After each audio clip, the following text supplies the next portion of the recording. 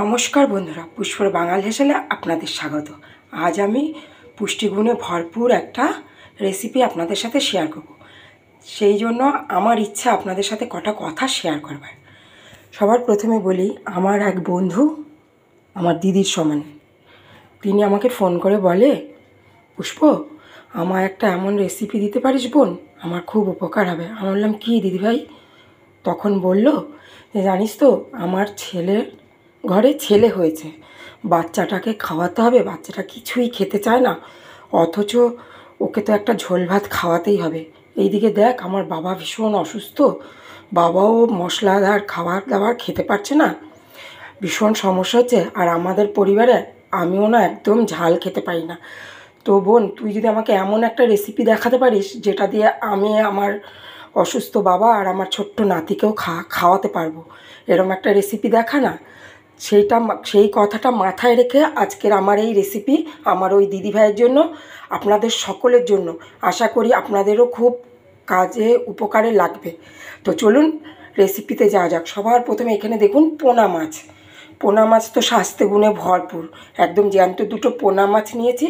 তার উপরে হলুদ দেব, একটু লেবুর রস দেবো, যেহেতু আমি কোনো রকম মশলা এতে ইউজ করব না, সেই জন্য লেবুর রসটা দিলাম, যেন আষ্টে গন্ধটা না লাগে। বাচ্চাদের মুখেও দেখবেন স্বাদ আছে বন্ধুরা, ওদেরও যদি স্বাদ না লাগে ওরা কিন্তু খাবার খেতে চায় না। আমি সব সময় সাজেস্ট করি আপনাদেরকে যে সর্ষের তেলে রান্না করবেন, কিন্তু বন্ধুরা আজকে যেহেতু এটা পেশেন্ট, ছোট বেবিদের জন্য বা যারা ঝাল খেতে পারে না, প্রবলেম আছে তাদের জন্য, সেই জন্য আমি এই রান্নাটা হোয়াইট অয়েলে করব। সবার প্রথমে কড়াইতে আমি সামান্য পরিমাণে হোয়াইট অয়েল দিয়ে দিলাম। আর এই রান্নাটা অবশ্যই আমি বাটার ইউজ করব। আমি প্রথমেই বলেছি আমি একটা হেলদি ডিশ বানিয়ে আপনাদের দেখাবো, সেই জন্য। আর এখানে আমি রান্না করতে করতে আপনাদের দেখাচ্ছি বন্ধুরা, এই মাছটাকে আমি, আর অবশ্যই কিন্তু এটা জ্যান্ত মাছে করার চেষ্টা করবেন। এটা যদি বাচ্চারা মাছটা নাও খায়, ঝোলটাও যদি খায়, তাতেও তাদের উপকার হবে। সবার প্রথমে দেখুন বন্ধুরা, আমি এখানে 3টে গোলমরিচ নিয়েছি। গোলমরিচটা আমি ফোড়নে দিয়ে দেবো, তার উপরে দিয়ে দেবো আমি এই মাছ দু পিস দিয়েই আমি হালকা হাতে নেড়ে নেবো। ও বন্ধুরা, আরও একটা কথা আপনাদের বলি, ও আমাকে এটাও বলেছে যে, বোন আমি যখন মাছ ভেজে রান্না করতে যাচ্ছি, যেহেতু মশলা ছাড়া একটু বেশি ভেজে ফেলছি, মাছটা না ঝোলে দিলেও না শক্ত মতন হয়ে যাচ্ছে। আমাকে অবশ্যই এটা মাথায় রেখে একটা রেসিপি দেখাস। তো সবার প্রথমে বলি, তেলটা যখন খুব ভালোভাবে গরম হয়ে যাবে, তখন আপনারা মাছটা দিয়ে আলতো হাতে উল্টে দেবেন।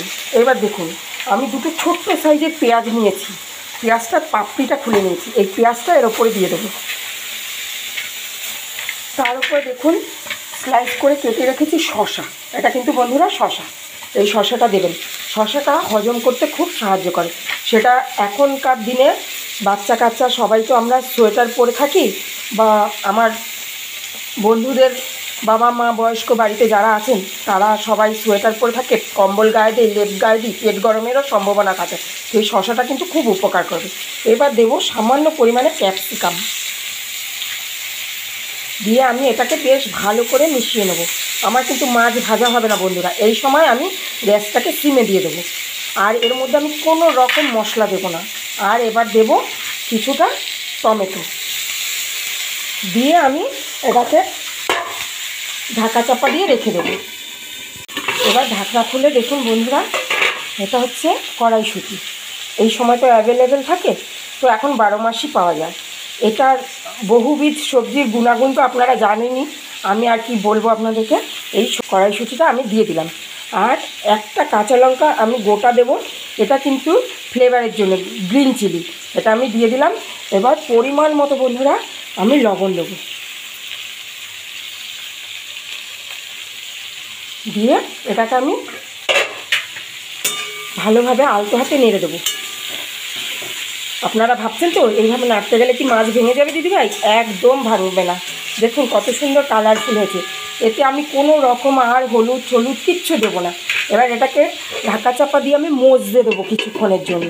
গ্যাসটা কিন্তু বন্ধুরা আমার লোতেই আছে। চলুন দেখি বন্ধুরা কেমন সফট হলো।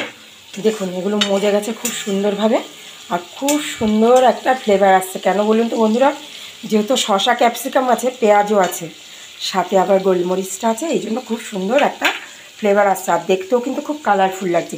এই সময় আমি পরিমাণ মতন, মাছটা যেন সফট থাকে সেই জন্য এইভাবে রান্না, সবাই খেতে পারবে। আর এই পরিমাণ মতন আমি জল এখন ঝোলের জন্য অ্যাড করলাম, যেহেতু বাচ্চা পেশেন্ট খেতে পারবে। আর জানেন তো বন্ধুরা, এটা আমরা বড়রাও খেতে পারি গরম গরম ভাতের সাথে। না দেখবেন এক এক সময় বিয়েবাড়ি টাড়ি খেয়ে আসলে 2 দিন 3 দিন রিচ খাবার হয়ে গেলে না মনে হয় একটা হালকা পাতলা কিছু খাই। একবার আমার কথা শুনে এইভাবে বানিয়ে খেয়ে দেখেন, আশা করি আপনাদেরও খুব ভালো লাগবে। আমার তো ভীষণ ভালো লাগে। এবার এটাকে আমি ঢাকা চাপা দিয়ে হতে দেবো, এই সময় গ্যাসটা বাড়িয়ে দেবো। দেখুন বন্ধুরা, একদম রেডি হয়ে গেছে আমাদের ঝোল। এখানে 2টো হাফ ডাস্ট করে রাখা গোলমরিচ আর 1 কিউব মতন আমি নিয়েছি বাটার, এটা দিয়ে দেব। একদম রেডি হয়ে গেছে আমাদের সুফি ফিশ কারি।